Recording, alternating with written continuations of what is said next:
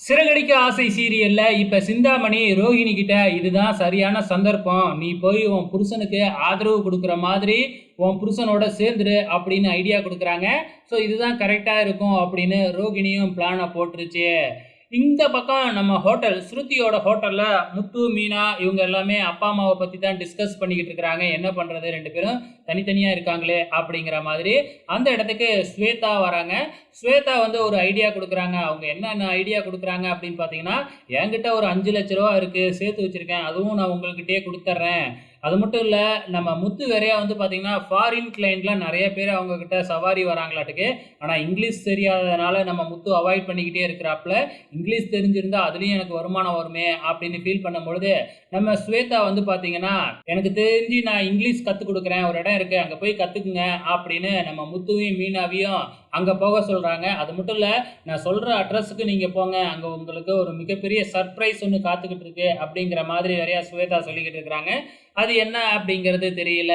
So கண்டிப்பா வந்து பார்த்தீங்கன்னா, வீடு இவங்க கைய விட்டு போகாத மாதிரி தான் இருக்கும். ஏன்னா சீரியல்னு வந்ததுனாவே கடைசியா எவ்வளோ பாடுபட்டாலும் ஹீரோ, ஹீரோயின் தானே ஜெயிப்பாங்க. அதே மாதிரி தான் இப்பவும் நடக்க போகுது. இந்த பக்கம் நம்ம மனோஜோட ஆபீஸ்ல என்ன நடக்குது அப்படின்னா, தீவிரமா டிஸ்கஸ் பண்ணிக்கிட்டு இருக்கிறாங்க.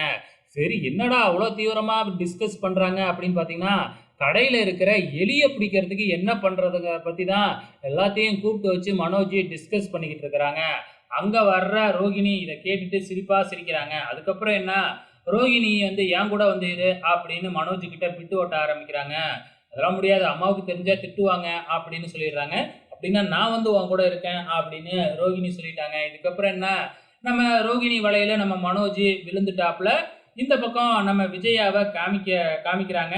ஸோ விஜயாவை வீட்டில் வச்சு செஞ்சுக்கிட்டு இருக்கிறாங்க. ஸோ ஸ்ருதியோட அம்மாவும் அப்பாவும் வெளியில போறாங்களாட்டுக்கு. போகும்பொழுது ரூமை சாத்திட்டு போறாங்க, பூட்டு போட்டு பூட்டிட்டு போறாங்க.